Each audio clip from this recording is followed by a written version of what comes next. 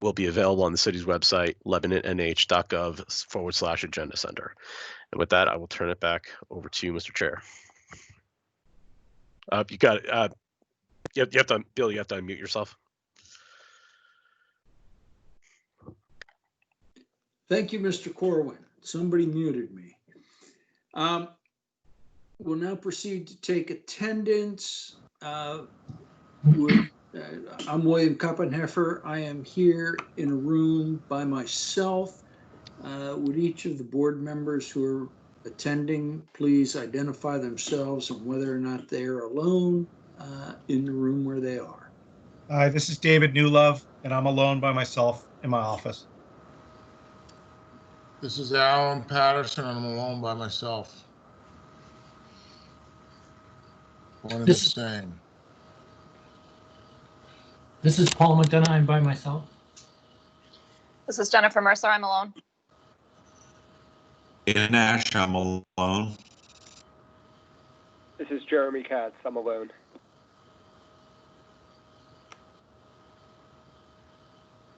That's it. Okay, great. The next item on the agenda is the approval of the minutes for July 20th, 2020. Is there a motion? This is Dan Nash. Motion we approve the minutes. Is there a second? Al Patterson, I'll second that. Are there any corrections, additions, omissions, etc.? Anybody?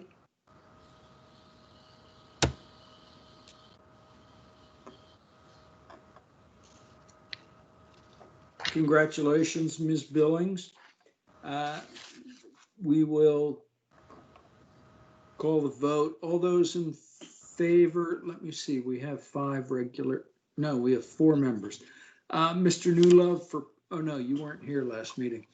And Mr. McDonough, for purposes of voting on the minutes, you're appointed to that particular vote. All those in favor, Mr. McDonough, how do you vote? I vote in favor. Mr. Patterson? I vote in favor.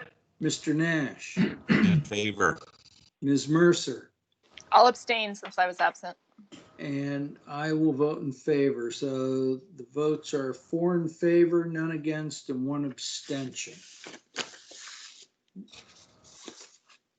The next item on the agenda is a public hearing in the matter of Cody Swenson and Samantha Medina, 397 Dartmouth College Highway, tax map 111, lot 9, zoned RL2.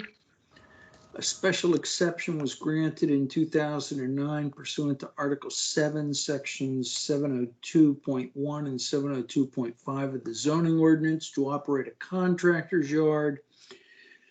Applicants request an amendment to the special exception approval to eliminate or modify the conditions of approval. And there is a second case that would be heard simultaneously with the same parties at the same address, where applicants are requesting a variance from sections 313.2 and 702.5.d of the City of Lebanon zoning ordinance to allow the expansion of a non-conforming produce stand use. In the alternative, applicants request a special exception pursuant to section 313.2 to expand an existing produce stand. Now, the last time this case was before us, the applicants asked for a continuance to file a more fleshed out, complete application for both of these applications. Nothing has been received by the zoning administrator. For those of you who aren't aware of this, this is a zoning violation enforcement case that prompted these applications. The applicants have filed an application for continuance from tonight's hearing to allow them more time to file a more complete statement of their case. The zoning administrator is concerned with the delay in this case since it is an enforcement action.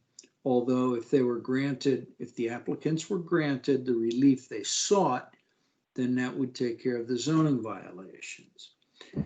Based on all of that, I will make a motion to continue these hearings to September 8th, contingent upon the applicants filing whatever documents they want to file by August 24th, which is the cutoff date for filing applications for September 8th. And if they don't file anything by August 24th, then this would be considered to withdraw their applications without prejudice. Is there a second? I would second that. It's Al Patterson. I'll second that, Mr. Chair. Any discussion? I'm happy to explain whatever wasn't clear there. So this is Jeremy Katz. Can I say something? Sure. So, relative to this, it appears to me that this is a fundamentally seasonal business that is open over the summer and not open on the other seasons. And by putting in this application and then repeatedly continuing it, they're getting something out of this by essentially extending another season that they're open without really pursuing the request that they're making. And I'm not really sure that I feel particularly good about that because it doesn't appear to be in particularly good faith. Well, and I'm basing my answer to your concern upon conversations I've had with the zoning administrator and what he proposes to do. And correct me if I'm wrong, Mr. Corwin, is that if we receive nothing by August 24th, that he will turn this matter over to the city's attorneys for enforcement action of the violations. Mr. Chair, this is Tim. That's correct. Although it looks like two things. One, I heard from the applicant today, and it was told that she had dropped off a pack of materials on Friday. I haven't seen that. I don't know where it is. But more to the point, I believe Ms. Medina is on the call here. She says she's trying to speak, but doesn't think anyone can hear her. So do we want to give her an opportunity to say anything or just leave the motion as is? Let's hear from the rest of the board regarding the motion, and before we vote, then if Ms. Medina has anything to offer or wants to offer anything, she certainly can. So, Mr. Chair? yes, Mr. Patterson. Yes, sir. It's Al Patterson speaking. I guess the one concern that I do have in light of Mr. Katz, what he said is I kind of tend to, I have a concern. He explained it well, and that is a concern now that he brings that to light. The other issue is if we have to do attorney fees, we've already had to do it once. That's a burden to the taxpayers based on their lack of enthusiasm to complete this. So I'm wondering, that's an expense that we're asking the city to pay that maybe we don't have to. So that's a concern that I have. In the event that came about. And I'm not saying we can get reimbursement for that. That's not what I'm suggesting. I'm suggesting that we're creating a situation where there could be a financial draw to the city. Well, two things. One, I don't know about the issue of attorney's fees. Maybe Mr. Corwin can respond to that if the city prevails, whether or not the court could award attorney's fees to the city. But the second thing is, if we elect not to continue the case, then we face the enforcement action right away. As it is, it's a 2-week delay. Apparently, the applicant has filed something. And I can't see much change in the city's position in waiting 2 weeks, but I mean, that's not up to me. Can I Is there any- ask? Sure. I just wanted to ask staff a question. Is obvious there has been expenditures for attorney fees regarding this case, correct? Tim? Yes, that's correct. Yep. And do you know what that dollar amount is? I don't have that dollar amount. I can try and get it. I've been trying to get it, I should say. Okay, that's my concern, is that we're creating, this whole thing is, they're creating an issue that's costing the Lebanon taxpayers money. Are there any other comments, questions, or concerns from members of the board? Yes, this is Dan Nash. One of the concerns I had is there's a mortgage holder. The owner of the property has expressed a concern that the mortgage holders, i.e. the applicants, are in default on the mortgage. And if they're in default on the mortgage, they risk losing it. And they may not ever be in a position to comply with whatever requirements on the property, whether we grant relief or not.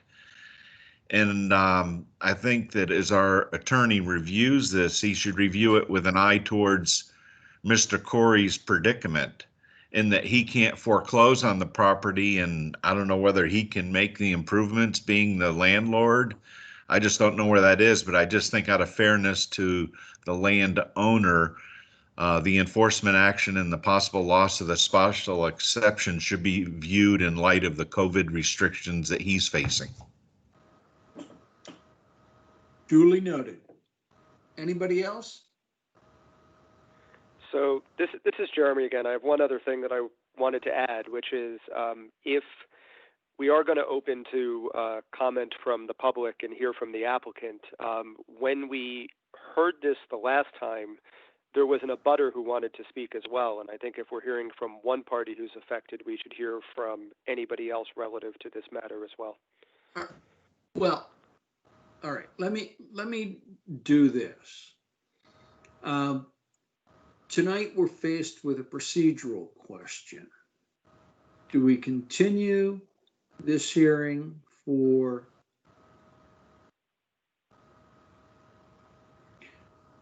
the September 8th or not? It seems to me that either the applicant has submitted documents or will submit documents or won't. And things will be resolved one way or the other.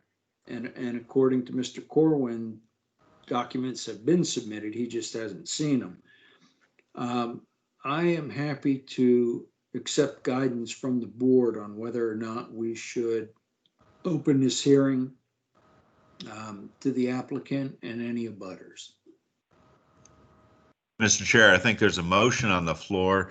We don't have any new data, so I think we ought to either delay this, either take the action and delay the entire hearing, or if it goes down, that we'll go ahead and conduct our hearing and then look at a further delay if one is necessary.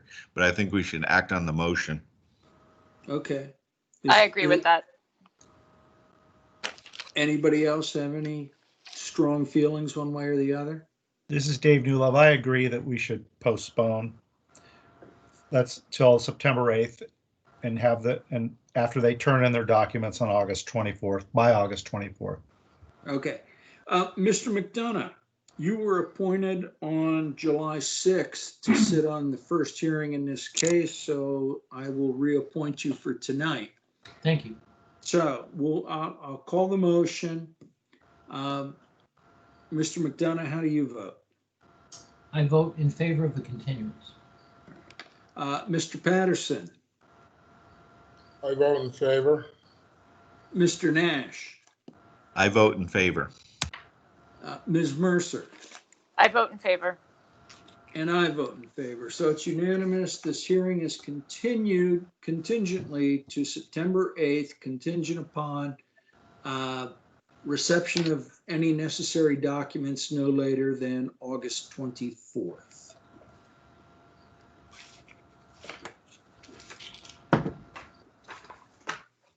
The next item on our agenda is William and Lori Grazafi, 351 Meriden Road, tax map 167, lot 16, zoned RL1.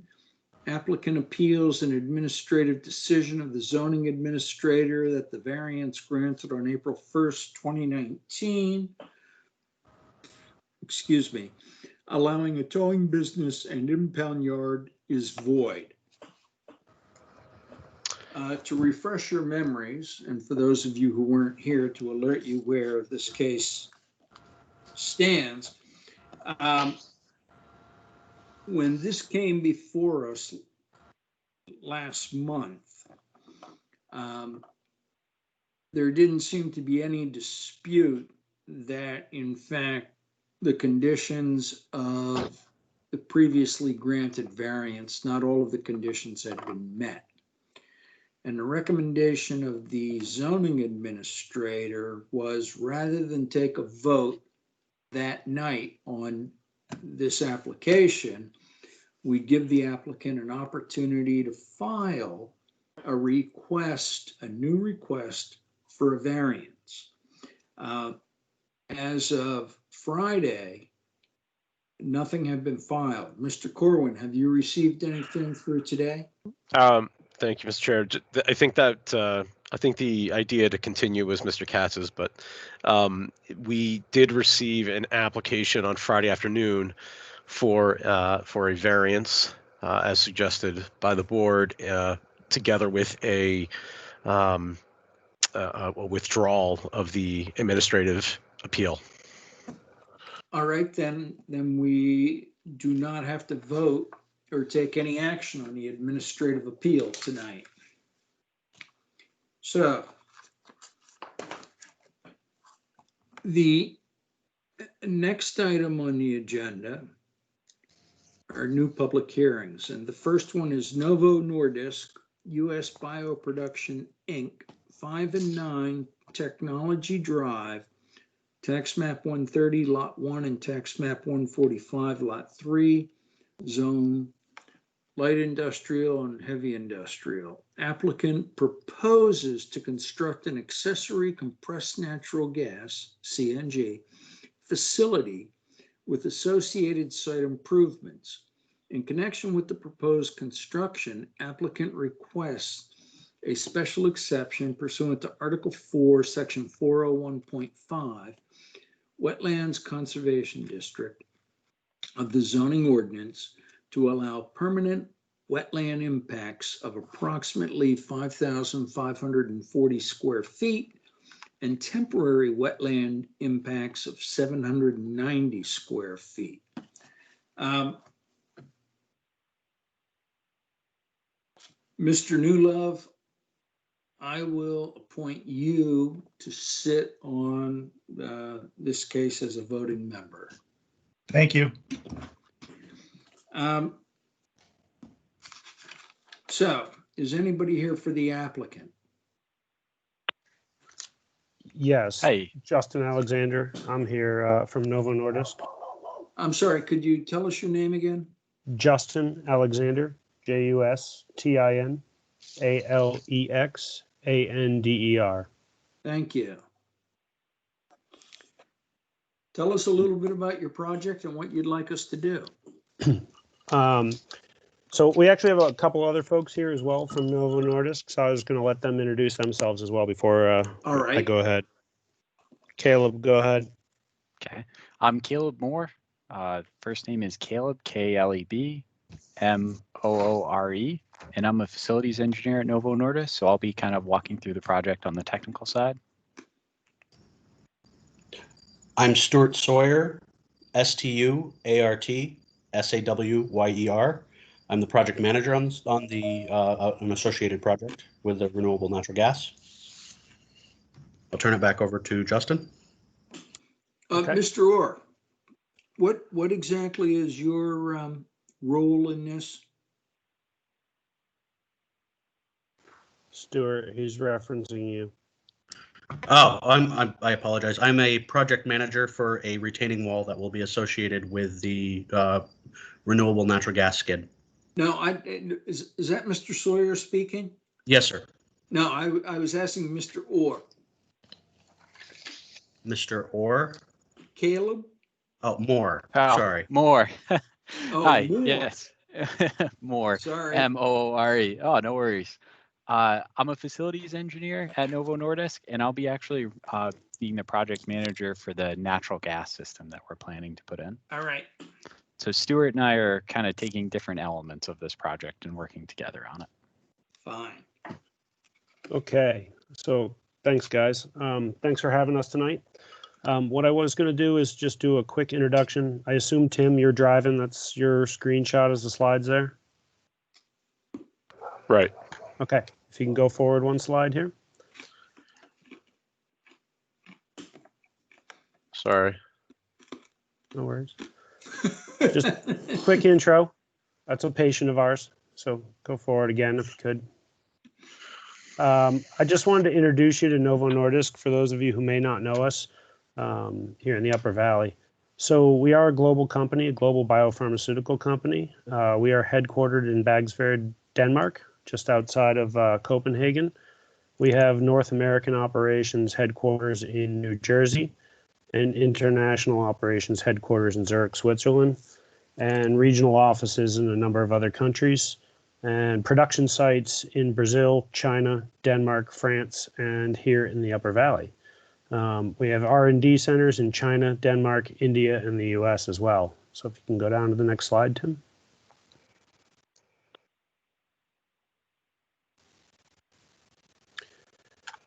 So this is just a quick snapshot of our product portfolio. For anyone who maybe does know Novo Nordisk, you probably know us as the largest insulin maker on the planet. So we are very large in the diabetes care segment and offer not only original human insulins, but also a number of other new generation long-acting insulins and other diabetes care products. We're also in the obesity field and the hemophilia field, and human growth hormone and hormone replacement therapy. Our plant here in West Lebanon actually focuses in the hemophilia field and human growth hormone field. We make 2 commercial products there. Next slide, Tim. This is just a quick snapshot. We are considered part of product supply, which is part of the manufacturing chain for Novo Nordisk products. There are plants in 7 countries, many of which are in Denmark. And then you actually see us over on the left-hand side of the screen there. We're part of what's called the Biofarm organization here in New Hampshire. There's also another large site in the United States down in Clayton, North Carolina, where they actually do diabetes products. Sites in Brazil, France, Russia, China, Japan, and the rest of these are all in Denmark. One more slide down, Tim. So Novo Nordisk, just a quick snapshot in the U.S. We got about 5,000 people total in the U.S., headquartered in New Jersey, about $8.5 billion in sales in the U.S., and we got 14 different medicines right now. We employ about 500 people in R&D in the U.S., 5,000 total in the U.S. Down next slide, Tim. This is a quick aerial of the facility in West Leb. You can see the airport runway in the background. We are up in the airport industrial park there at the end of Technology Drive. You can see the cul-de-sac right there. So the building on the bottom of the screen there, or bottom of the picture, that is 5 Technology Drive. And the building to the upper right of that is 9 Technology Drive. And that encompasses our whole campus. This facility was purchased in 2014 in order to help meet the company's strategic production goals. And we employ about 200 people here in the Upper Valley. Next slide, Tim. This is another snapshot from a different angle of the facility. This is looking kind of northwest towards Vermont. On site, you will see our 9 technology drive is about 165,000 square feet of buildings and 10.3 acres of land. We actually have a production suite that makes products for growth disorders and a production suite that makes products for hemophilia. And then the 5 technology drive building comprises our quality control labs and warehouse, and is sited on about 3.8 acres. It's about a 30,000 square foot building. We also own a vacant lot down on the corner of Airport Road, 10-acre lot down there that is not built out. And I wanted to introduce this slide because part of our mission as a company here is to achieve a circular for zero environmental strategy by 2030. And that's to have zero environmental impact on the planet. The application that you're seeing in front of you tonight is a key piece of that for us in our West Lebanon facility. This would enable us to actually burn renewable natural gas from a landfill up in Bethlehem, New Hampshire, in order to offset approximately 800,000 gallons of propane a year. So that's why we're here tonight. And with that, I will turn it over to Caleb if you want to go over some of the project overview. Yeah, definitely. Thanks, Justin. So I'm Caleb Moore. Like I said, I'm a facilities engineer and I'm overall working through this technical solution. So a few years ago, we got challenged as a site to kind of come up with some different solutions to transfer away from fossil fuels to go to renewable sources. So we vetted out a few different options from different things like biodiesel and kind of landed on renewable natural gas. So you can see in our application, we keep referencing compressed natural gas because chemically renewable natural gas and compressed natural gas are very similar.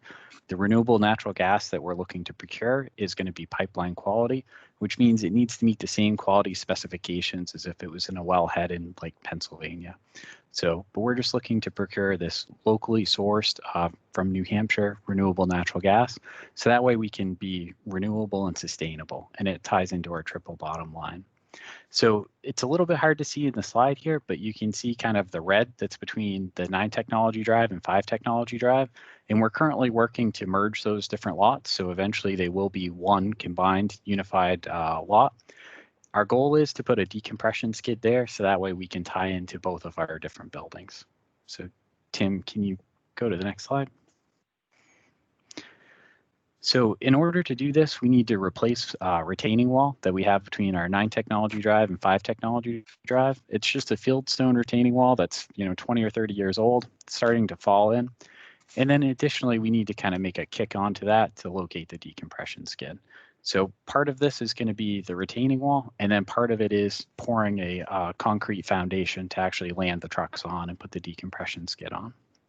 So we'll do the retaining wall, and then we'll do a, oh, thanks, Tim. We'll do the precast. We'll do the precast concrete slab, which you can kind of see in the picture here. So that's the hatched area. So that's our overall scope is between our 9 tech and 5 tech. It's the retaining wall, pouring the concrete, and then laying the pipeline. So if we can go to the next slide. This just gives you a brief overview of what we plan to do in the concrete pad. So we're going to have 3 different trucks that could be here at any given time. We would have 2 connected to a decompression skid. That would take the gas from about 4,000 PSI, which is what the trucks would operate at. And then we would cut it back to 40, 50, 60 PSI for distribution into our building at 9 technology drive and then our building at 5 technology drive. The reason why we're coming to you today is because of what you can see in that blue area and the light green area. Right now, that's a wetlands, and you can kind of see especially from the blue area, it's actually an existing retaining pond that we had back when 9 Technology Drive was built in the late 80s. It's a retaining pond that we don't really use much right now. It's just for roof runoff. And so we plan to redirect the drain from that and kind of go behind the retaining wall. And then we would take that man-made wetland and put our decompression skid there and associated truck depot. So what we're looking for today is an exemption from section 401.5, a special exemption there, because we are building in a wetland and it's an overall minor impact. And we are currently in permitting with the New Hampshire DES, and the application is being drafted. As we've gone through, we did a bunch of different layouts for this project because, our triple bottom line, we don't want to have an environmental impact. So we did look at alternate locations, but we only have so much land and kind of where we could make it fit. So we went through a couple different options and we picked the option with the least environmental impact, the least wetlands impact. So at that point, that's kind of like a high level of what we're looking to do, and open it up for questions that you guys have for us. From the board. I have a question. This is David Newlove. Is that okay, Chairman? Yes, certainly. So what flows into the man-made retaining pond now? So it's the roof runoff from 9 Technology Drive. So right now that runs to a downspout. It goes to, it goes through some different manways and it makes it out to that retaining pond. Okay.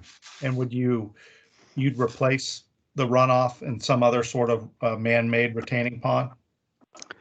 Yes, so we have a retaining pond that's at 5 Technology Drive, and so we would divert that and then end up making it back to there. We've done the stormwater calculations, which is something that we've had Rod from Pathways help us with. And Rod is on the call if we do need him, like he can speak, but he's recovering from surgery. So we'd really like to avoid that if possible. But that is something that in our technical review, that's something that we were definitely challenged on and asked. And we have done the stormwater calculations to prove that we're not going to have a large impact on outflows. I guess we'll find out tomorrow how much runoff you have or don't have. All right, that's all the questions I have. This is Stuart Sawyer. May I add something to this? This is Stuart Sawyer from Novo. Yep. Mr. Chair, may I add? Yes, certainly. Oh, thank you. I just wanted to add that as part of the drainage system that Caleb was speaking about, we would also be adding to that a oil water separator to one of the catch basins that would catch that water prior to going into the sediment pond. Oh, yes, thank you for bringing that up, Stuart. Yeah. Thank you. Other questions or concerns from the board?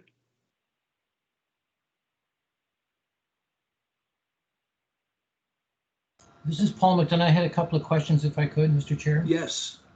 The first one is you said you considered other options. If you could have, with Tim's assistance, show us on that map. The second question is, there's been a lot of discussion about the storm runoff up in that whole technology park, and it's been a problem for a number of years. Has your installation contributed to that storm runoff problems, or will these improvements make it better, do you believe? And lastly, this is sort of off base a little bit. I saw the discussion that your liquid natural gas is coming from Bethlehem, and there was some consideration of it coming from Lebanon. Just in terms of risk of transportation, is it possible that Lebanon at some point will be the source for you?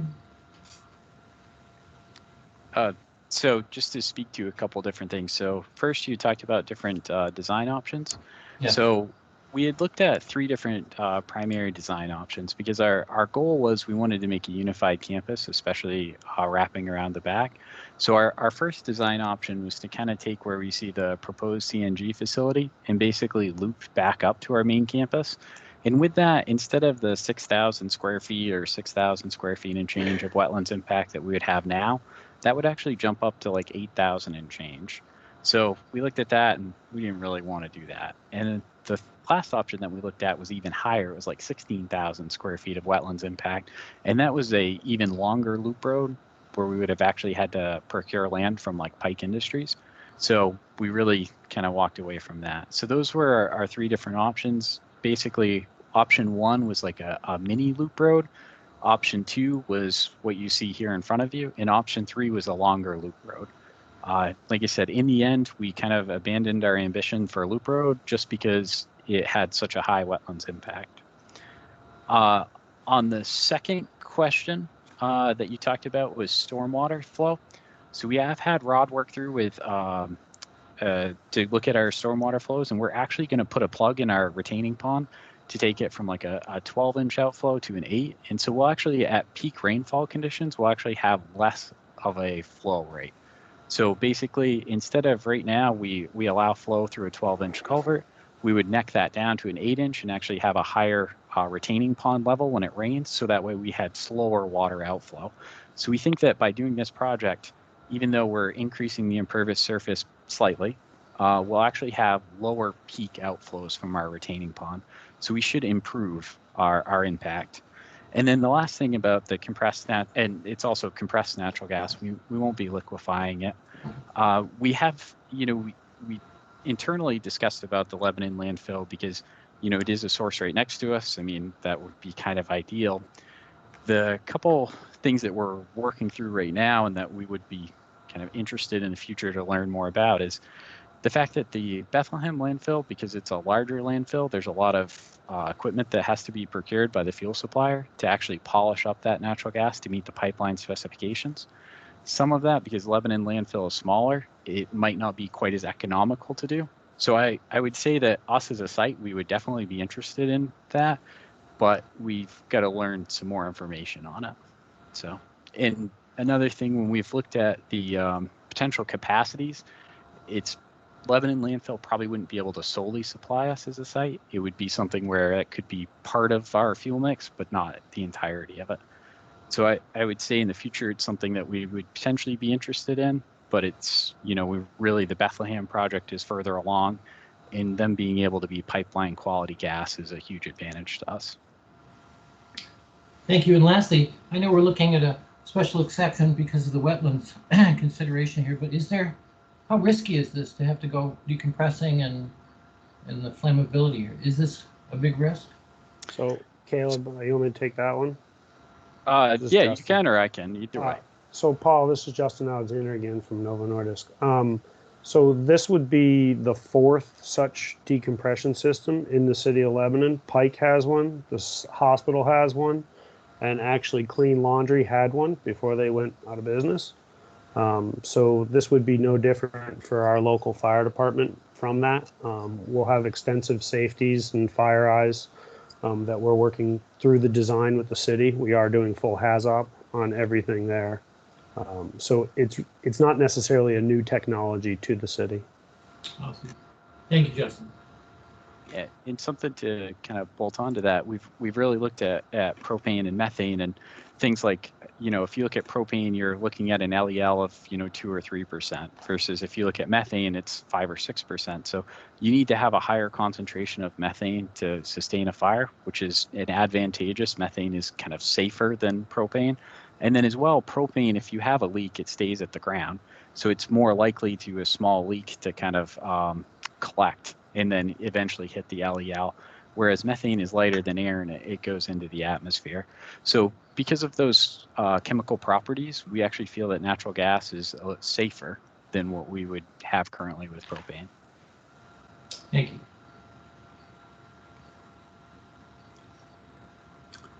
Are there any other questions from the board?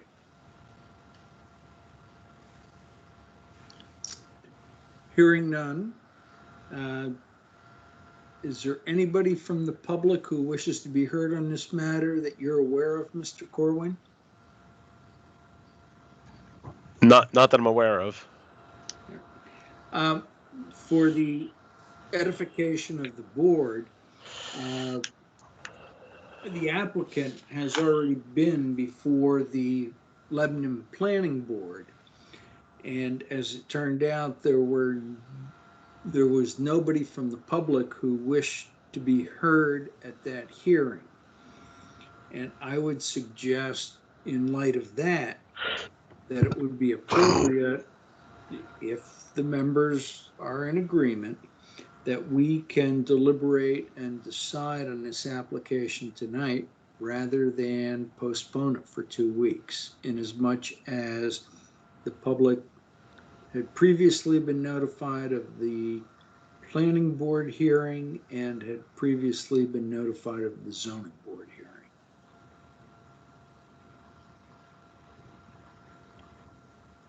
Mr. Chair? Mr. Patterson. Yes, sir.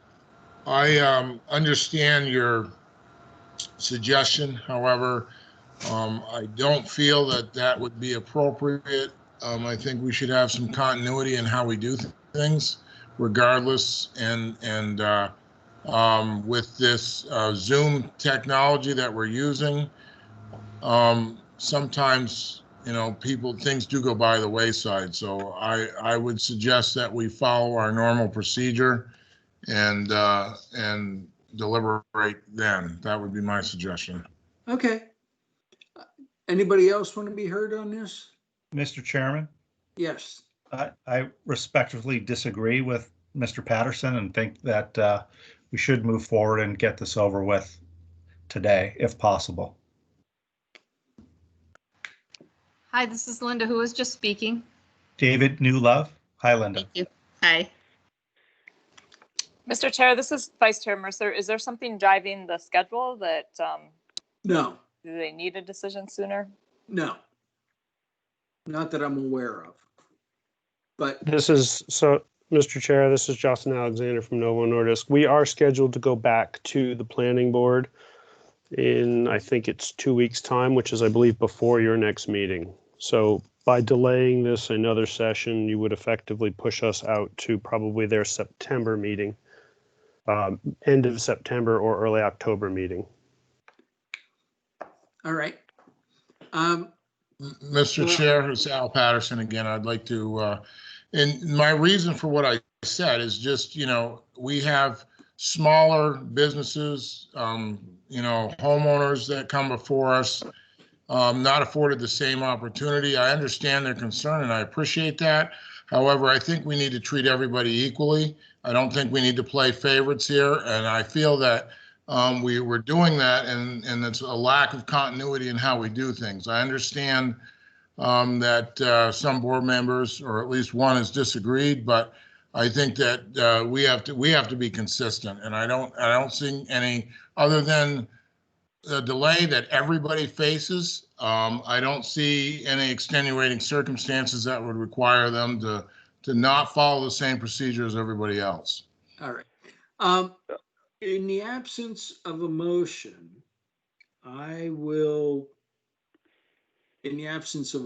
concerning what? Voting tonight, I would suggest that somebody make a motion to continue the public hearing until, when's our next meeting, Mr. Corwin? The 17th? Yes. The 17th. This is Dan Nash. I'll make that motion to continue to the 17th of August. Is there a second? This is Al Patterson. I'll second that. All right. Mr. Newlove, how do you vote? I vote no. Mr. Patterson, how do you vote? I vote in favor. Mr. Nash? I vote yes. Ms. Mercer? I vote yes.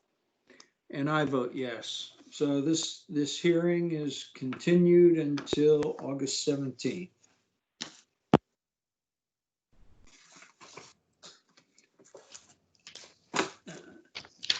The next item on our agenda is a public hearing in the matter of Convenient MD LLC and CT Brown and Family LLC, 1 Interchange Drive, tax map 114, lot 9, zone GC.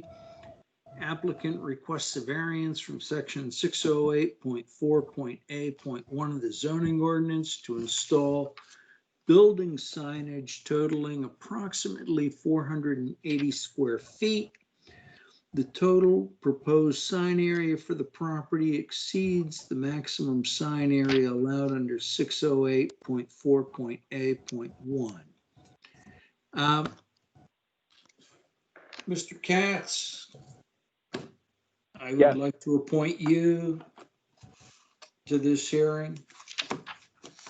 Thank you. If you're amenable.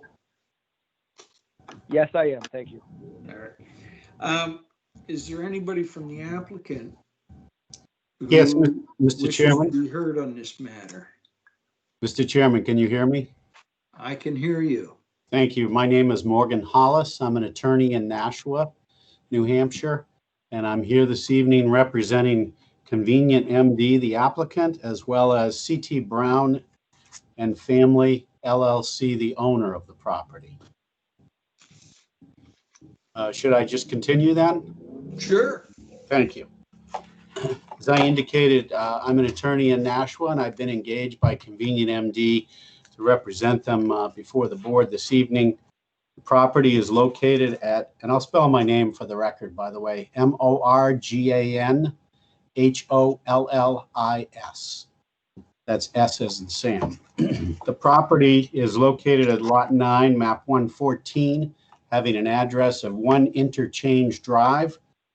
And it is on the corner of Route 12A, Interchange Drive, Airport Road, and Dwinell Drive. It is a single building. It currently has 2 users in it, and this would be the 3rd user. As Mr. Chair alluded to, there are currently signs on the building. Those signs happen to exceed the maximum signage allowed by the zoning ordinance of the city of Lebanon. And as a result, for this space to have a sign, a variance is necessary. The other signs actually exceed the permitted signage allowed in accordance with the memo prepared by Mr. Corwin. So any sign of any magnitude for this user in this building will require a variance. What my client is asking for is a variance which would expand the signage up to a total of 673 feet on the building, when really a total of 141 is what is allowed. We're essentially asking for 480 square feet, 3 signs, which will be constructed on a 2nd-story addition to the building. The 2nd story will simply be a tower, or I think as Mr. Corwin described it, a turret, but it is a space, 2nd floor space on which these signs will be located. I believe there are pictures that have been submitted in the file which show what it would look like if a variance were allowed. As I indicated, according to the ordinance, what's allowed out there is 141 square feet, but the 2 existing signs are grandfathered and they predate the current ordinance. They have a total of 193 square feet on the property, which does exceed the 141. So no matter what size we were asking for, we'd have to be before this board in order to have signage for this particular tenant. The size of the signs are important because of the particular use of this applicant, my client, Convenient MD. Convenient MD, I think it's important to take a minute to describe to the board, and I'm aware that Convenient MD came before this board previously on 2 occasions, but nonetheless, because that matter was withdrawn, I feel like I should at least describe the applicant and the reason why we're here, so that there's a clear understanding for all board members, the public that may be listening in on this particular hearing, and for you to consider or reconsider what's been said in the past. Convenient MD is an urgent care facility. The signs, as submitted with the application, contain the words urgent care because that is what they do. It has become a regional provider of affordable urgent care. Both insured and uninsured people go to Convenient MD. They come from all over the place. The experience of Convenient MD's locations has been people drive between 1 and up to 2 hours if there is no facility nearby. This has become the modern day substitute of the emergency room at a more efficient operation and a lower cost. So what we have learned with the facilities that Convenient Care has established and had running for a number of years is that the most paramount importance is the signage. People are driving. Yes, people use Google. They use GPS. They use all kinds of direction to find the urgent care facility. Sometimes they don't even know what they're looking for, just urgent care. But there's only so much help that these devices can give in actually finding a facility. And in this case, we have a good location for a facility in that it is located nearly directly off of the highway, off of 89. And you can come down a ramp if you're headed north on 89 and take a left on 12A, and you'll be looking for this location. Same thing if you're coming from 89, coming south on 89, you go down the ramp and take a right, and the location is fairly close to the ramp.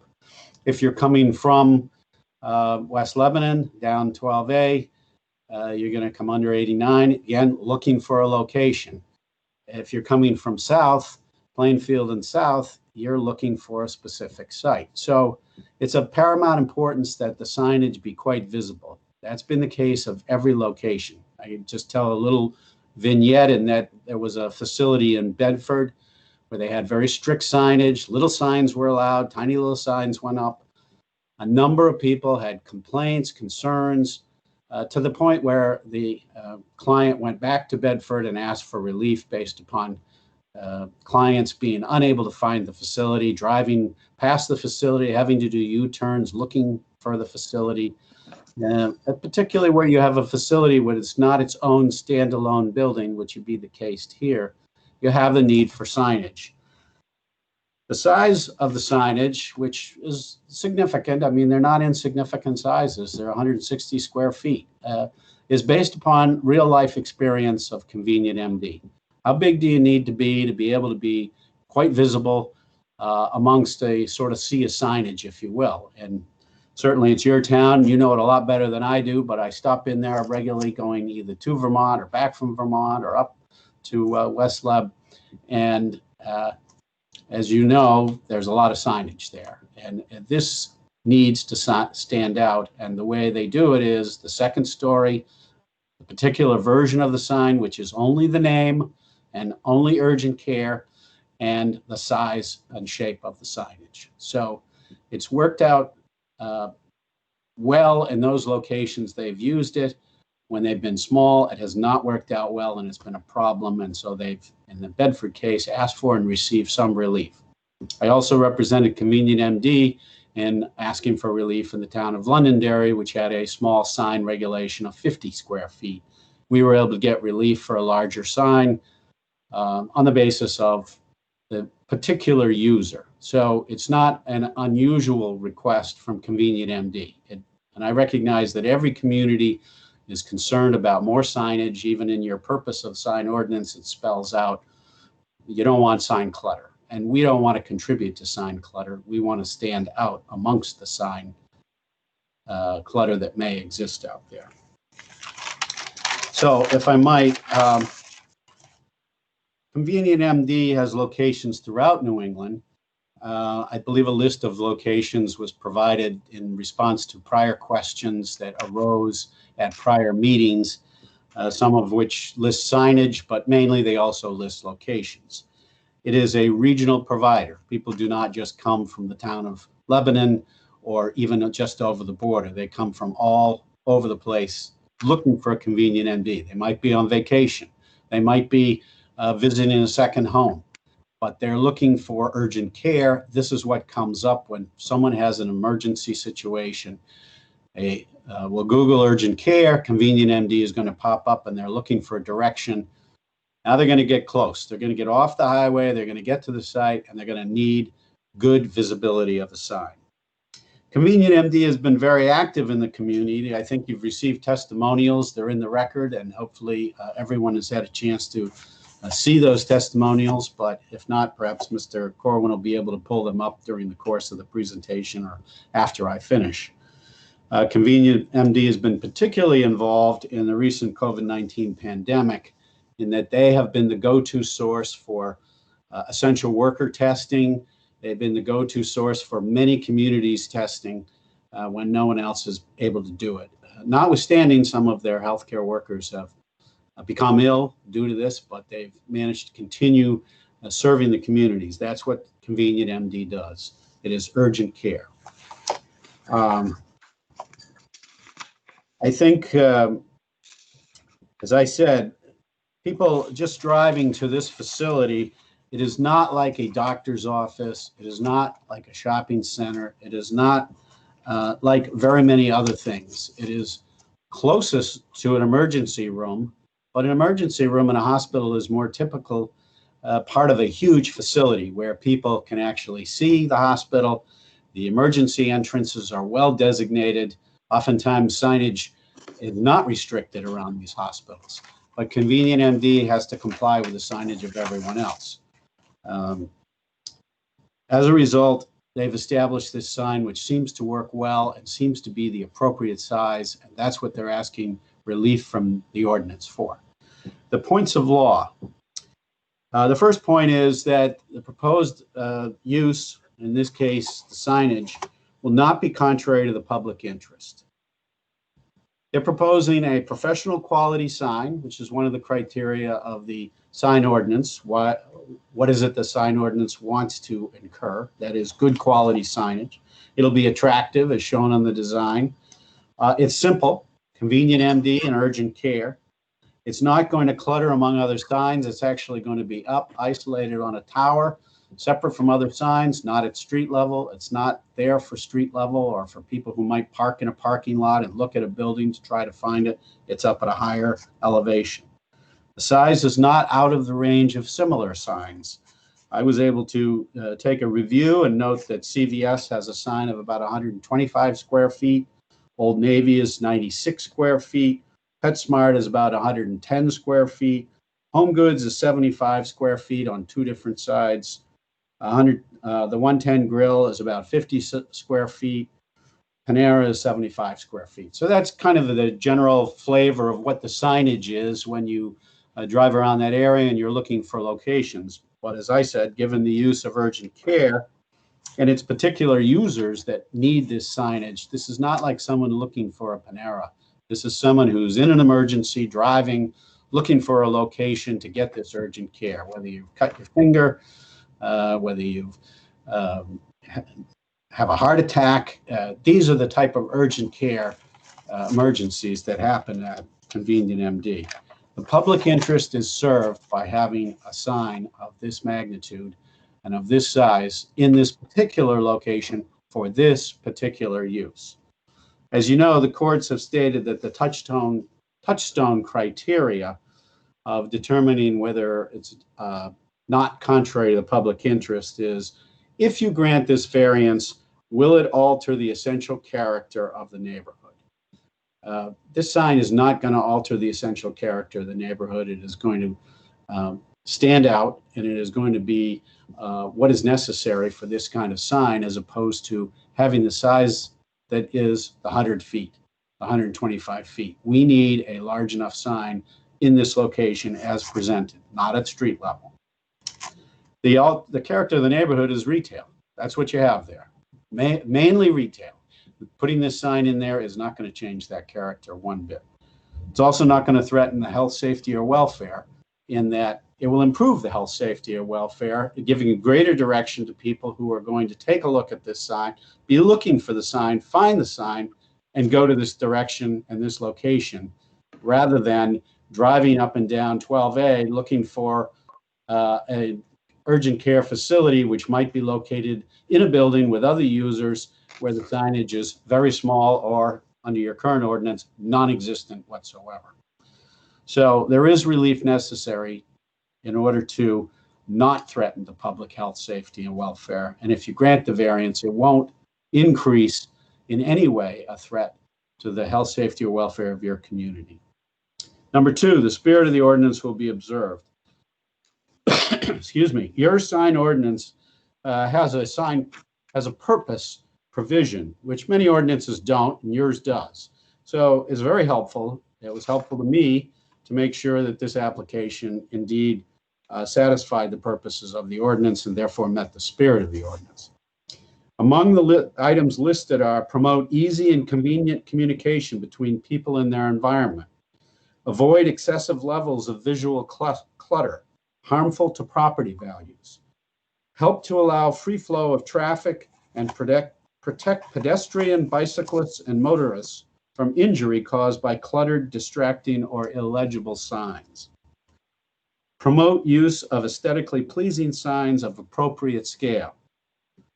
Signs should be compatible with their surroundings.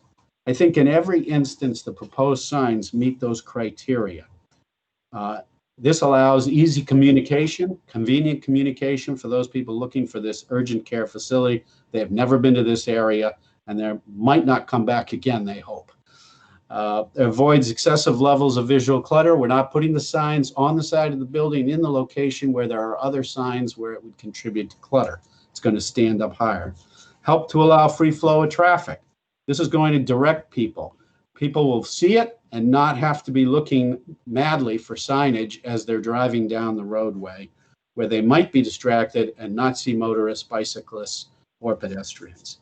Promote the use of aesthetically pleasing signs of appropriate scale. We think it does that. The proposed signage to be located on the new turret is in keeping with the stated purpose and the zoning objectives.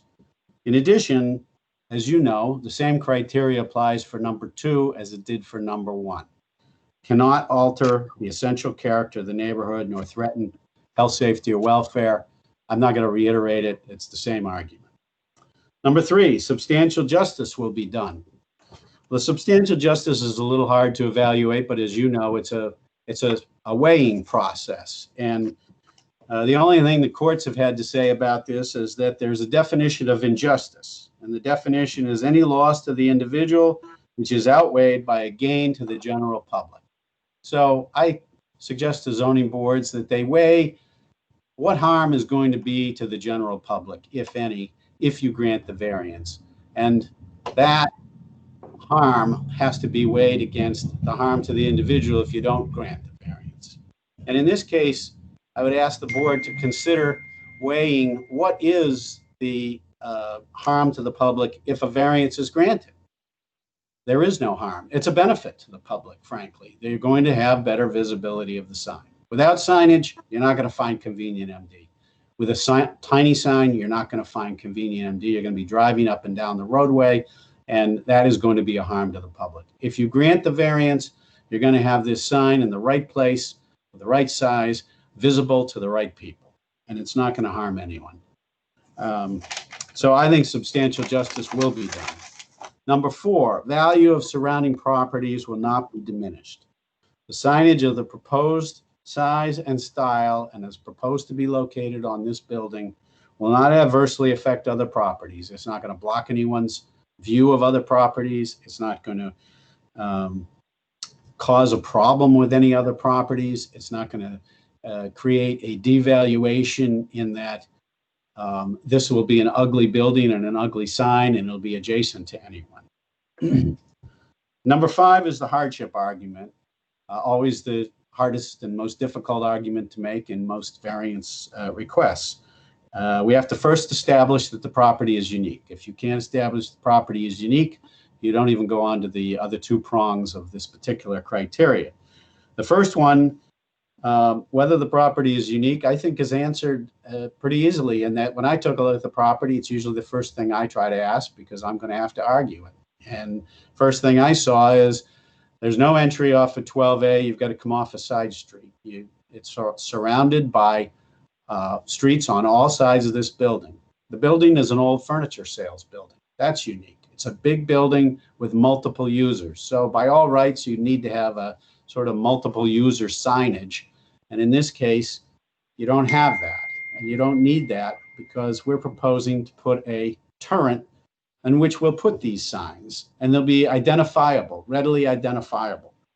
The third thing is, as I say, because you don't have direct access, you can't put a sign right where the access driveway is. You're going to have to access this off of the side street, and you're going to have to see that building before you get to these streets. Whether you come from the south or you come from the north, you're going to have to see the sign well in advance of making that left turn in to the side street in order to gain entrance to this building. If you just drive by it, you're going to miss it. So the signage has to be visible from both north and south on 12A. Visibility coming off the ramp is helpful, but it's most important to be seen as you come off the ramp, take a right, and there's the sign. So we think it's a unique property due to the three reasons. Surrounded by 4 rights of way. I didn't see any other building. I looked at the map. I looked in the area. I did not see any other building that has that same surrounding of 4 public rights of way. No direct access. There are a few others that have no direct access, but as a general rule, there's a direct access off 12A into the building parking lot area where most buildings are serviced. And third, it's an old furniture building. It's a very unique building, frankly. It's old. It's been used now for multiple tenants, and that's the way it's going to be. We think that that is the unique feature of this property.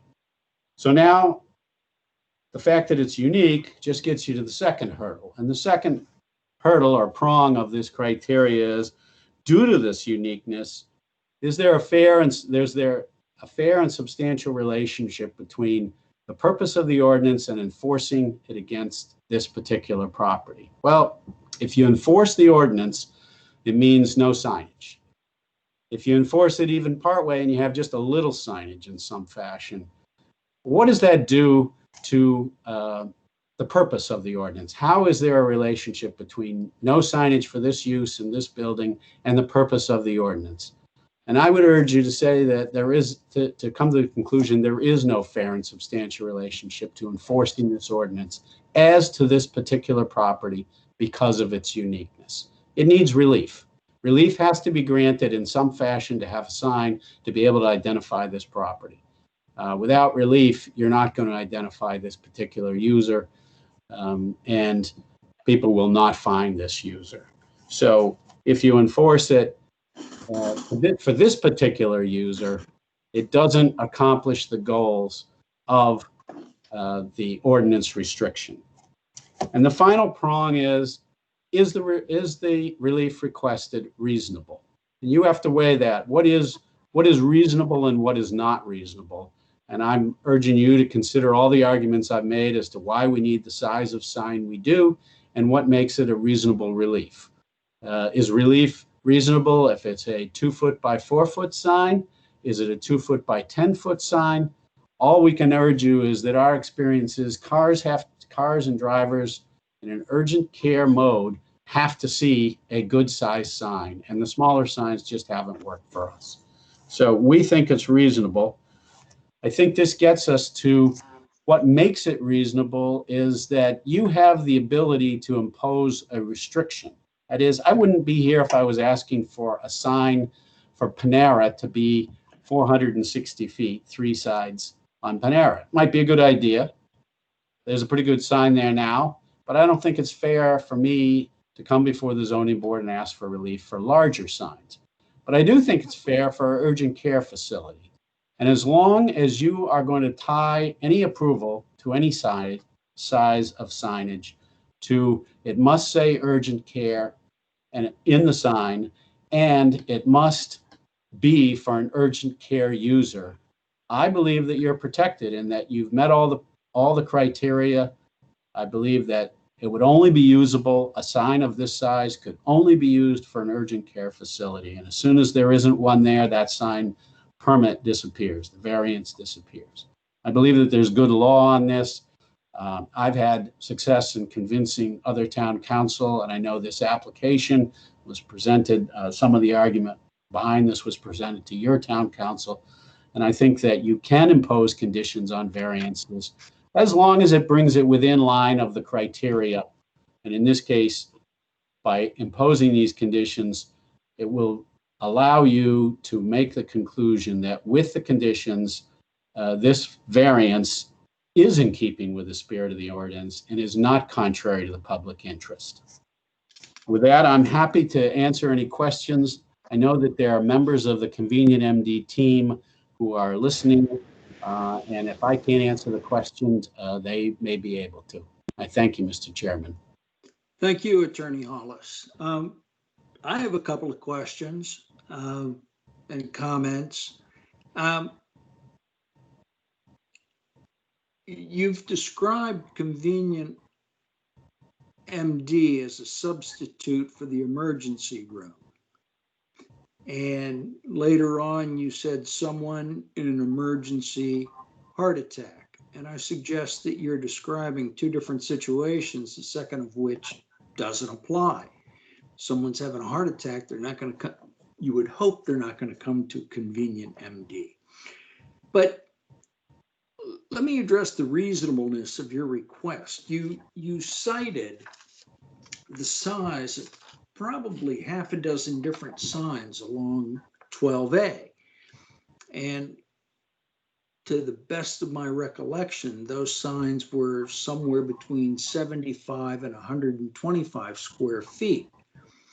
And what you're proposing for your clients are 3 signs of 160 square feet, which parenthetically is larger square footage than what you deemed or what your client deemed necessary when they were before us last year. I cannot swallow the idea that this building should have 5 times the square footage and signage that's allowed under the ordinance. You're proposing 480 square feet. There's already 193, so that's 670 square feet, close enough to 5 times what's allowed, 140 square feet. When you say that someone,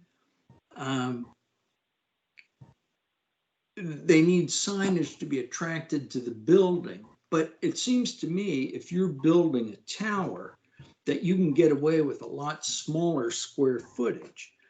And when you say that because there's no entrance off 12A that they'll drive past the entrance, well, they may drive past the first entrance. If they're coming from the north, they could drive past the first entrance, but they can turn left at the next one. If they're coming from the south, they may drive past the entrance from the south, but they can turn at the north entrance. And Google's there with their apps telling you turn left here, turn right here. You've arrived at your destination. Everybody who has appeared before us, in my experience, asking for enhanced signage has always declared an exceptional need for it. And I understand that people want big signs, bigger the better. But we have a signage ordinance now that limits that building to 141 square feet. It exceeds the limit. The signage that's there now exceeds the limit. But we indicated the last time that your client was before us that we were willing to consider additional signage. But I don't know how the rest of the board feels. I am certainly not willing to consider signage that is going to make the total signage 5 times what's allowed under the zoning ordinance. Anybody else from the board?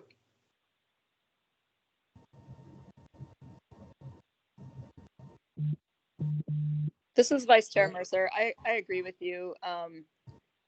Because of the fact that the signs will be elevated, I think that provides additional visibility right there.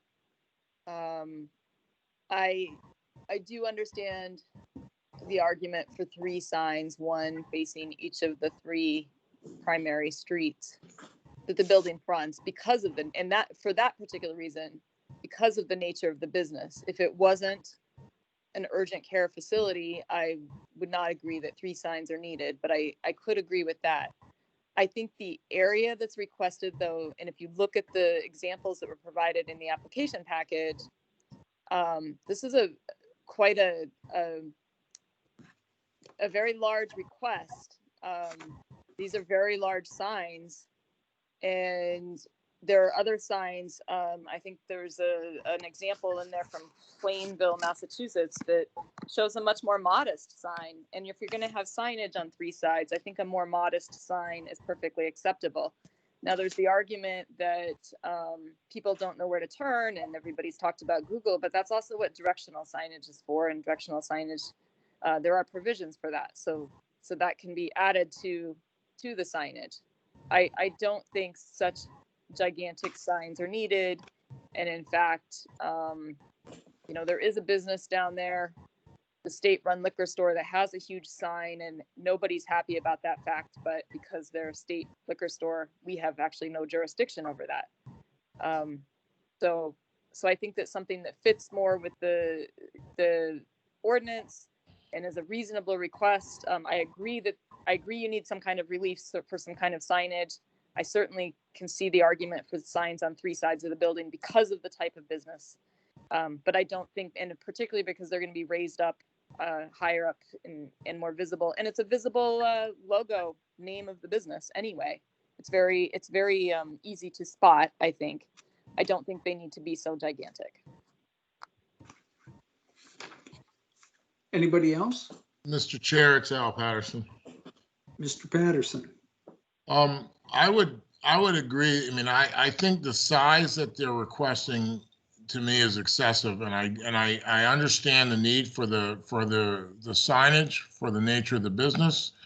And I understand the need for signage for safety and being able to see the area that they're going to prior to getting there, so there's no, they're not creating any other traffic issues. However, I think that to echo what Mr. Mercer said, we had, obviously we have no control over, but we had a small discussion in regards to the liquor store and our, I don't think we were all that happy about the size of those signs, although there's nothing we can do about that. So I don't think with it being elevated, there's a need for them to be that big. I can see having signage, but I think the size can be altered.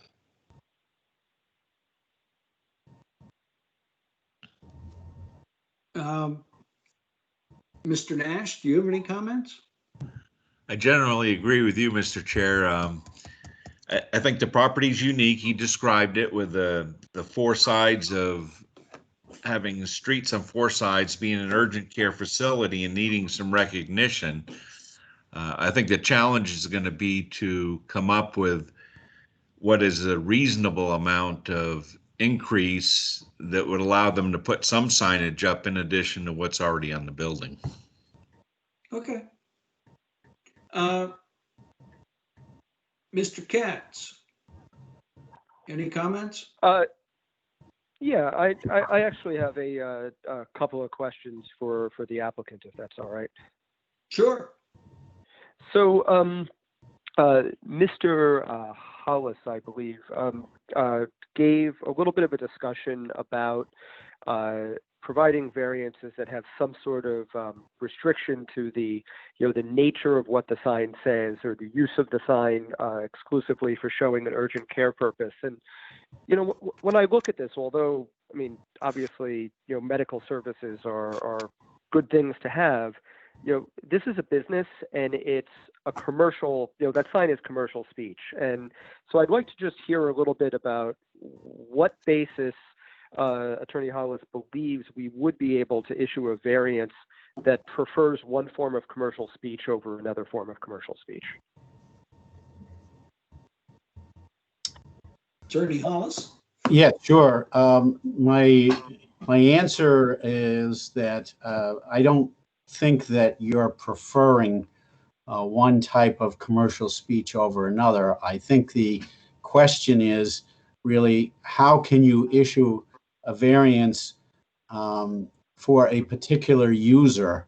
And I think the law is clear that you can issue variances with conditions as long as those conditions address the criteria of the ordinance. We've proposed a condition that it must say what the user is, urgent care, and it must be for a user of urgent care in order to justify the relief and make the variance still be in keeping with the purpose and intent of the ordinance.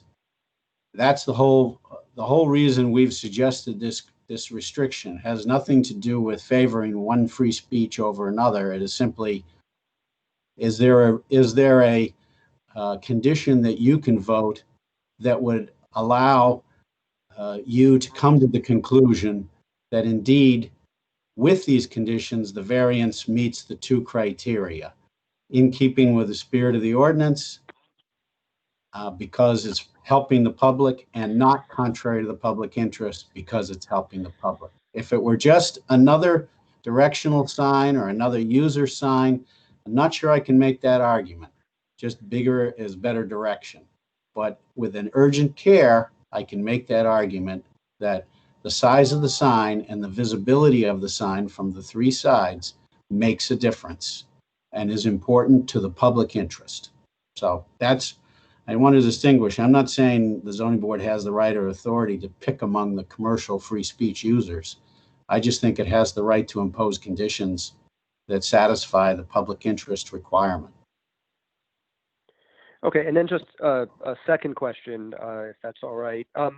You know, when we talk about this building and several other buildings having an aggregate signage in square footage that is in excess of what is presently allowed, I mean, it appears pretty clear that the ordinance has changed over time to decrease the amount of signage that is called for in this district, which to me is sort of a directional statement that whatever size of signage was allowed on properties previously preferred into the future, and you know, smaller signage and less clutter would be what is preferred. So, you know, do you sort of acknowledge that that might be what the ordinance has moved towards? And with that, you know, how specifically, you know, is such a large, you know, as the chairman said, you know, sort of 3 or 4 times the aggregate total signage that would otherwise be allowed, really keeping within the spirit of the ordinance, knowing that the aggregate allowed signage has decreased substantially over time. Yeah, first I would agree that it's a fair conclusion to draw. I certainly have not read the minutes of how the ordinance was passed or the background behind it, but it's easily a fair conclusion to draw that the town of Lebanon has decided collectively that it wants smaller signage. Unfortunately, there are a lot of signs that exceed that signage out there already, and this building is one of them, which puts the building in a uncomfortable position of, okay, the people that have sign, it's there and you get to use it, but if I want to put another tenant in the building, I'm sorry, I can't give you any signage. So that's difficult, like any non-conforming use. But I would say it's a reasonable conclusion. They want smaller signs. Now, how do I square my argument that it's in the public interest with the fact that the public interest wants smaller signs? Again, I'm relying on, you're going to put a condition on this signage, whatever size you end up agreeing to, if you agree to, you're going to put a condition on it that says it must be for this urgent care user. That's the only reason you're going to vary the ordinance. Otherwise, you're going to recognize the ordinance. You're going to vary the ordinance for this particular user and only this user, because it is in the public interest that people can find this user. That's my argument. Thank you. No more questions, Mr. Chair. Thank you, Attorney Hollis. Mr. Newlove, do you have any questions or comments? Yeah, Ms. Mercer talked about a storefront that was in Massachusetts. I don't see that in my packet. Was that from the previous time that we talked to these folks from about, was it a year ago? Mr. Newlove, the picture may not be there, but in the list of it was in the frontages that they have, it's listed, Plainville, Mass. It was in the packet that was mailed to us for today, and it's towards the back after the list. There are examples of signs for different locations. There's Bangor, Maine is the first one. It's right after the list, the table that they gave us. And the second one is Plainville, Mass. And then there's at least two more. There's Pembroke, Mass, Littleton, New Hampshire, and Belmont, New Hampshire. That doesn't appear to be in my packet, but that's okay. Because the very back, Yeah, I'm looking at my last page is the Panera and the CVS pharmacy. It's before that, just before that. It's Right. the second color sign example.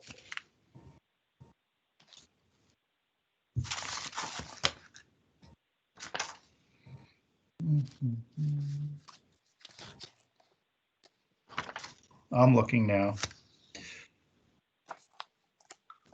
Oh, here it is. Okay. So these are smaller than what they're proposing in Lebanon. Yeah, if you look earlier Yep, in the packet, Yep. they're proposing letters as tall as 46 inches Right. for Lebanon. And in that case, they're only 3 feet tall. The tallest letters are. Right. So there is precedent for them to use smaller modest signs. Yes. Yeah. If I might, Mr. Chairman, my client has texted me. I know he's watching, and he said that there are more signs in Plainville than the 3 being requested here. So that's why there are multiple signs. He might be a better person to answer that question, but I just wanted to interject that there are more signs in Plainville than being proposed here. But there are certainly other places where signs are less than 160 square feet. But Mr. Chairman, can I ask a question? Certainly. What, Attorney Hollis, how is that relevant? More signs than what's being asked here? You're asking for 3 signs, and even if they have 5 or 6 signs, I mean, this isn't Wall Drug. So what's the correlation between a higher number of signs and the size of the sign, or bigger signs mean you need less signs? I don't understand that. well, I think I can't answer that other than to say that when you have more signs, if you have less signs, you do need a bigger sign. I mean, because you're trying to capture more views from different angles than if you have multiple signs. So, for example, a signage located outside the door of an entryway is not the same as a sign on a turret. If you had a sign at the entryway, maybe you don't need a sign on the turret as big. But we only have 3 points that we're trying to gather: the north, the south, and coming off the highway from 89 southbound. So that's the size that we have found successful from the distance measured. As you know, signage is relevant to the distance of view. If you have a shopping center that's 500 feet back from the road, you're trying to have a sign that's visible, and it's not the same as a shopping center that's 40 feet. So we're trying to capture the view as you come off the highway, 89 southbound. You're looking for what the direction is, and you're going to see this sign. And if it's a 10-by-2 sign, you're probably not going to see it. You're too far away. And so we're trying to capture that distance, and our sign guys have measured it, and our experience is that 160, 150 is the right size. We're doing the same from the northbound because people coming up 89, getting off northbound up 89, they're going to turn on 12A. They're coming from the north on 12A south, and they're going to be looking for a sign. So that one's got to be a good size. The south, probably not as big. And maybe we've overstated the case there, and we accept whatever you do for the southbound. I mean, for the south traffic headed northerly on 12A from a southerly direction. But those other 2 signs, there's been some pretty careful thought. I've also been told, and I'm sorry I can't verify it, that the applications previously, they were looking at 175 square feet, not 100. We're at 160. But I recognize the chair's concern. These are very large signs given the area. I wasn't pulling any punches when I said this is what's out there. That's the size of the sign. We're asking for relief. We need relief. We're giving you what we think is the appropriate signage, which is 160, 160, 160. My client has authorized me to accept less on the signage facing the southerly direction because that is not as big a likely source of people looking for direction, and they should be able to see it amongst the signage. The other 2 signs we're asking for the size, and I have to leave it to you to make that determination as to the size if you don't agree on our request. But we do need some relief. Attorney Hollis, let me suggest to you or ask you about two things.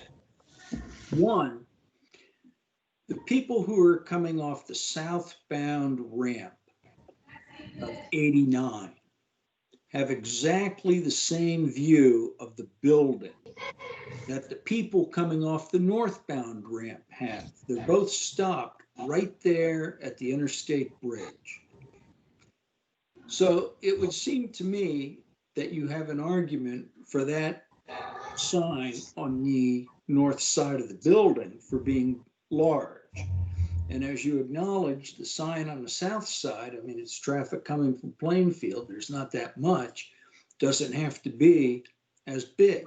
But I would suggest to you that the sign on the front facade isn't helping the people coming off 89 southbound.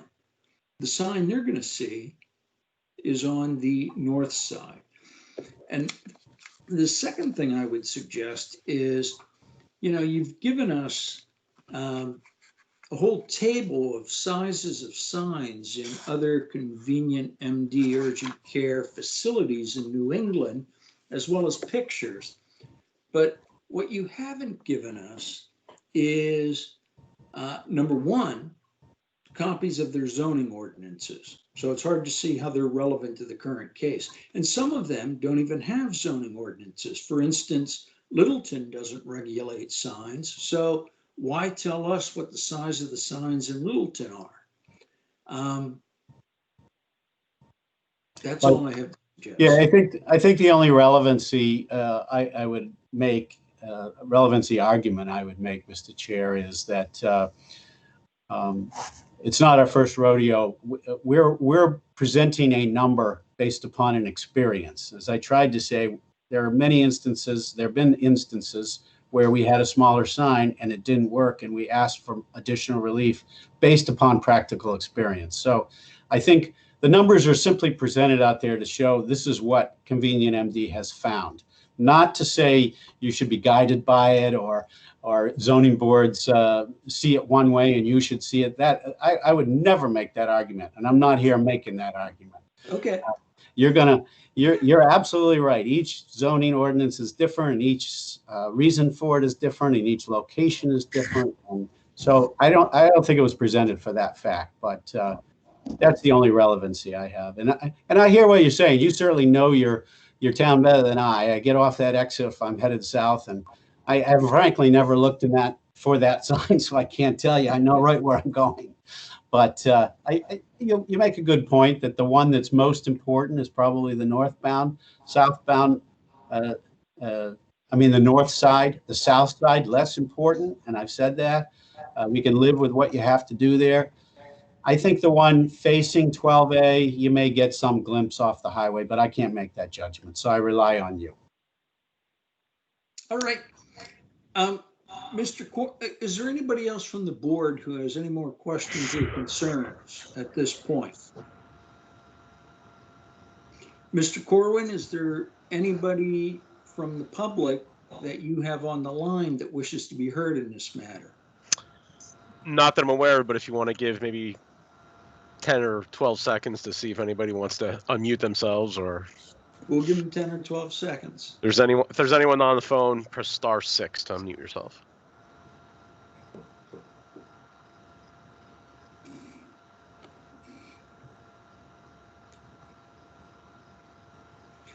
Is there a motion to continue this hearing to continue the public hearing to August 17th? Dan Nash, I'll make that motion. Is there a second? Kyle Patterson, I'll second it. Any discussion? Mr. Chair, can I just ask a procedural question? Because Absolutely. I didn't quite. I followed why you're doing this, but when the new hearing comes up, the next hearing comes up, is it all open to the public as well? And yes, what we have been doing since we've been having Zoom ZBA meetings is that because of possible difficulties in getting into the original meeting, we have made it a policy to whatever hearing we're having. And I don't know if you were listening earlier. I was, yes. When Mr. Patterson said, this is what we've been doing, why should we Right. change it? So we leave it open until our next hearing, in the event that somebody either wants to make sure they can call in, or if they have comments, they have an opportunity to submit them. So in the absence of any further members of the public speaking, you'll have an opportunity to address whatever issues you deem necessary to address. And I would suggest to you that you've heard what the board has to say, and that may be appropriate. The board will have an opportunity to make comments or question you, and then we will close that hearing and move to deliberation and discussion. Thank you very much. Appreciate You're that. welcome. Are there any other, is there any other discussion regarding the motion? Let me see. Mr. Katz, how do you vote on the motion? Yes. Mr. Patterson? I vote yes. Mr. Nash? I vote yes. Ms. Mercer? Yes. And I vote yes. The vote is unanimous. We are continued to August 17th. Thank you. The next item on our agenda is continued deliberation in the matter of Johanna Sakati, 30 Little Heater Road, tax map 78, lot 61, zoned light industrial. Applicant proposes to remove the existing buildings and to construct a new building for a proposed car wash. Applicant requests a variance from Article 3, Section 303.3 of the zoning ordinance to allow the new building to be located 20 feet from the front line where a minimum of 40 feet is required. At our last hearing, we had closed the public hearing, excuse me, and opened up this matter for deliberation and decision. A motion was made by Mr. McDonough to grant the request, and it failed. Well, it never actually came to a vote, but it was clear from the discussion of the board that it did not have 3 of the 4 members then present in favor of it. So tonight, I think we should start with Mr. McDonough's motion. By the way, Mr. McDonough, you're appointed to the to be a voting member of the board. Mr. Nash, are you recusing yourself? Yes, Mr. Chair, I was waiting for an opportunity. I'm recused. And Mr. Katz, you're appointed since you've sat in on the other hearings in this matter. Thank you. So, Ms. Mercer, did you have an opportunity to review the proposed motions? And the only reason I ask that is, if you haven't, then I will ask Mr. McDonough to read his motion again. If you have, we can move right into the discussion. I was actually going to request if he could read it again. I think it would. All right. Mr. McDonough, would you be so kind? Thank you, Mr. Chair. On June 1st, 2020, June 15th, 2020, and July 6th, 2020, at a duly noticed meeting of the Lebanon Zoning Board of Adjustment, there appeared Gary Schuster Esquire on behalf of Joanna Sakati regarding 30 Little Heater Road, tax map 78, lot 61, zoned INDL. Applicant proposes to remove the existing building and to construct a new building for a proposed car wash use. The applicant requests a variance from Article Roman numeral 3, Section 303.3 of the zoning ordinance to allow the new building to be located 20 feet from the front lot line where a minimum of 40 feet is required. There are 7 findings of fact.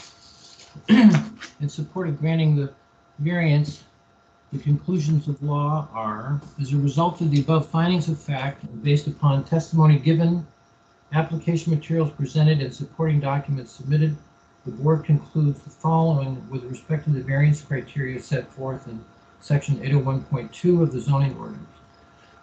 Number 1, the variance will not be contrary to the public interest, section 801.2A1. The requested variance, reducing the setback from 40 to 20 feet from Little Theater Road, will not violate the basic objectives of the zoning ordinance, as it does not alter the essential character of the neighborhood or threaten the health, safety, or general welfare of the public. Number 2, the spirit of the ordinance is observed for the same section. The result to reduce the setback, the request to reduce the setback pursuant to section 303.3 of the zoning ordinance from 40 to 20 feet does not offend or violate the spirit of the ordinance. Number 3, substantial justice is done. Denial of the petition for this variance would be outweighed by a gain to the public. Number 4, the values of surrounding properties are not diminished. There is no evidence presented nor any basis for finding that the value of the surrounding properties would be diminished.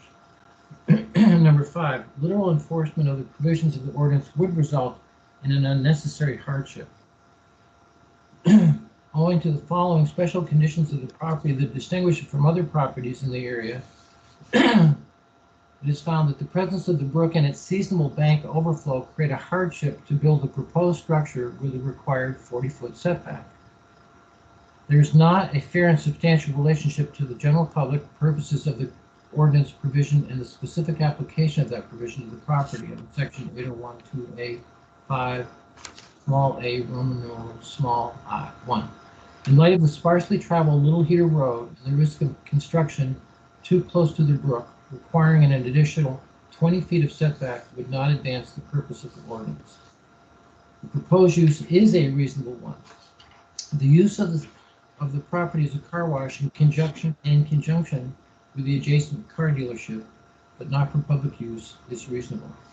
Therefore, the decision is now, therefore, be it resolved that the Zoning Board of Adjustment on this 3rd day of August 2020 hereby grants the requested variance from section 303.3 of the zoning ordinance to allow a proposed building at 30 Little Heater Road to be located 20 feet from the front lot line as set forth above and per testimony, plans and materials submitted, and per the following conditions. Number 1, the applicant shall obtain a conditional use permit and a site plan approval from the planning board, a building permit and a certificate of occupancy, shall pay an impact fee pursuant to section 213 of the zoning ordinance, and shall comply with all applicable local, state, and federal regulations in the construction and the use of the proposed building. Thank you, Mr. McDonough. Mr. Corwin. Yes. Could you read the paragraph that was submitted in opposition? Yes. Give me a second, please.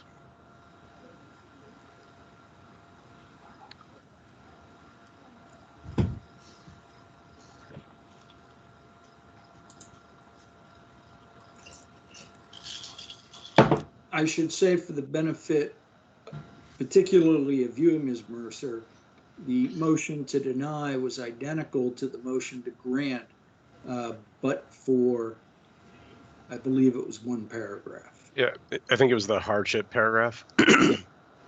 And so, so this is conclusions of law number 5 would read instead, literal enforcement of the provisions of the ordinance would not result in an unnecessary hardship.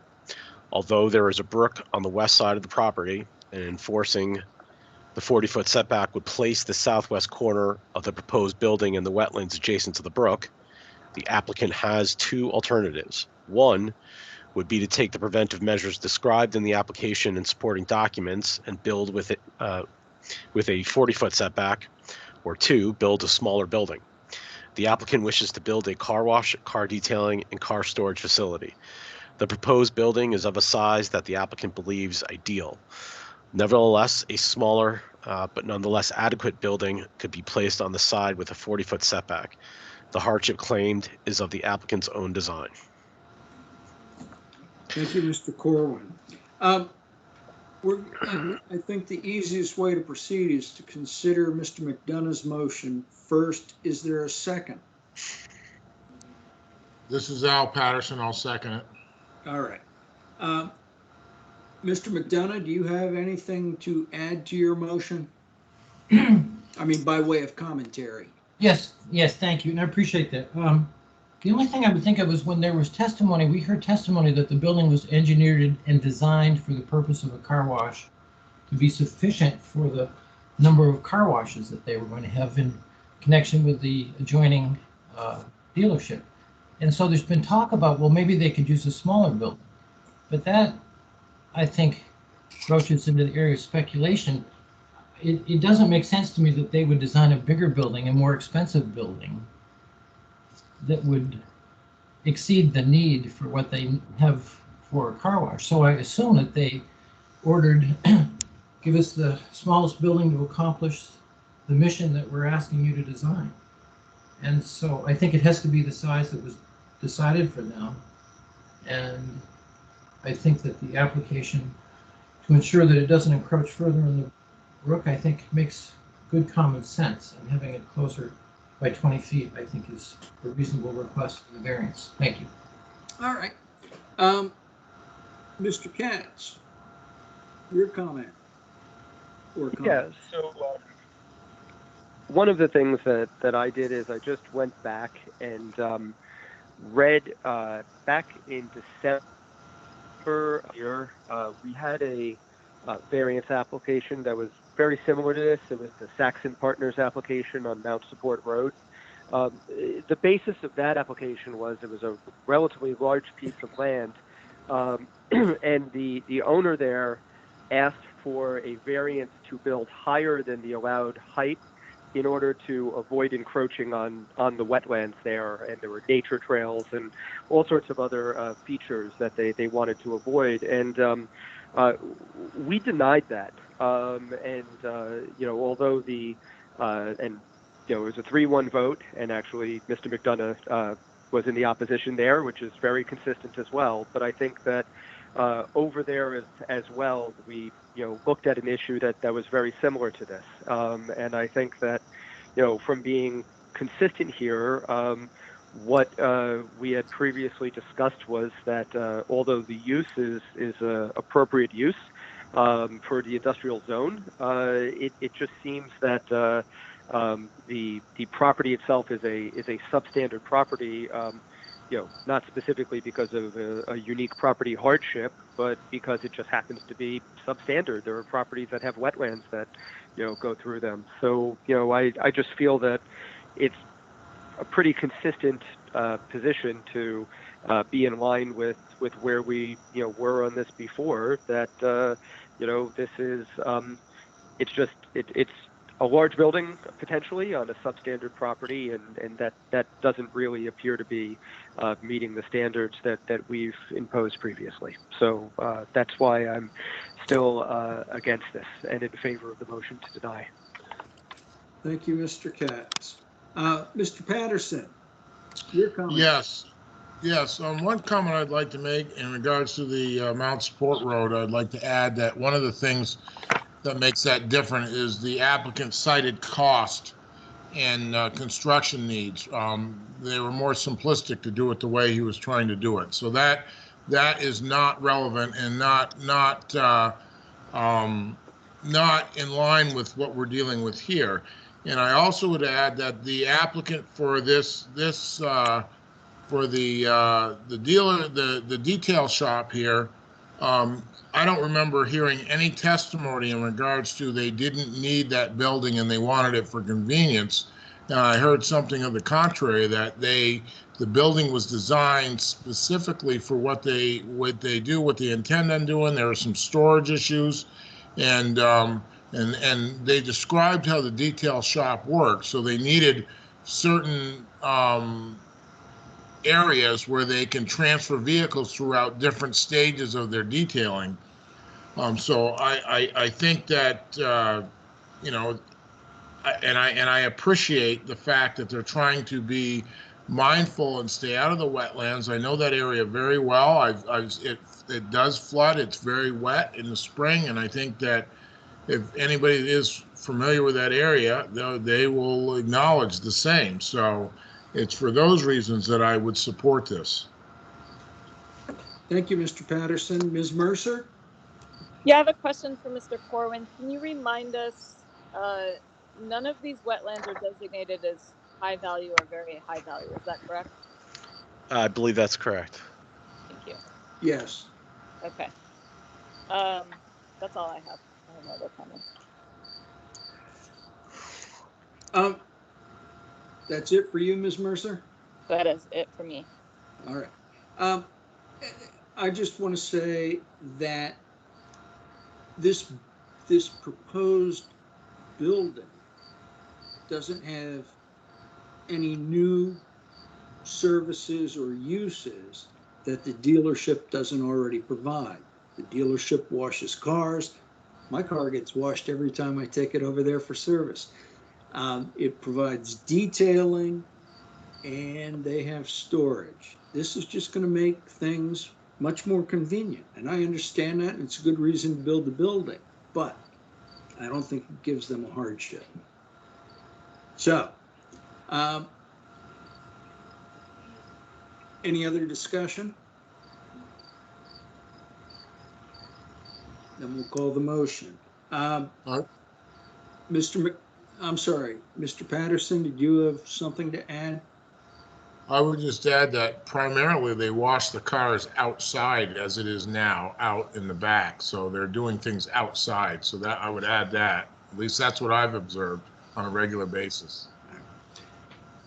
Anybody else? Mr. McDonough, on your motion to approve, how do you vote? I vote in favor. Mr. Katz? I vote against. Mr. Patterson? I vote in favor. Ms. Mercer? I vote against. And I vote against. The motion is denied 3-2. We can now consider the motion. Did I just say the motion to deny? The motion to grant is denied. We can now consider the motion to deny, which I submitted. Is there a second? This is Jeremy Katz. I'll second it. Is there any discussion? Excuse me? Okay. Mr. McDonough, how do you vote on the motion to deny? I'm not in favor. All right. Mr. Katz? I vote yes. Mr. Patterson? I vote no. Ms. Mercer? I vote yes. And I vote yes. The motion carries 3-2. The next item on our agenda is staff comments. Mr. Corwin, do you have any staff comments for us tonight? I do not, thank you. Oh, thank you. Is there a motion to adjourn? I'll make a motion to adjourn. It's Al Patterson. Is there a second? I'll second. This is Jeremy Katz. Sounded like Jennifer Mercer. Sorry, Jeremy. All good. All right. Mr. Katz, how do you vote? Vote to adjourn. Mr. Patterson, how do you vote? I vote to adjourn. Oh, wait, I'm asking all the wrong people. Mr. Nash, how do you vote? Vote to adjourn. All right. Ms. Mercer, how do you vote? I vote yes, adjourn. And I vote yes. Ms. Billings, I inadvertently included Mr. Katz as a voting member, forgetting that Mr. Nash was still eligible to vote. So the vote is 5-2 to 0 in favor of adjourning. Thank you. And thank all of you. Thank you, Mr. Chair. Good night. Good night. Good night.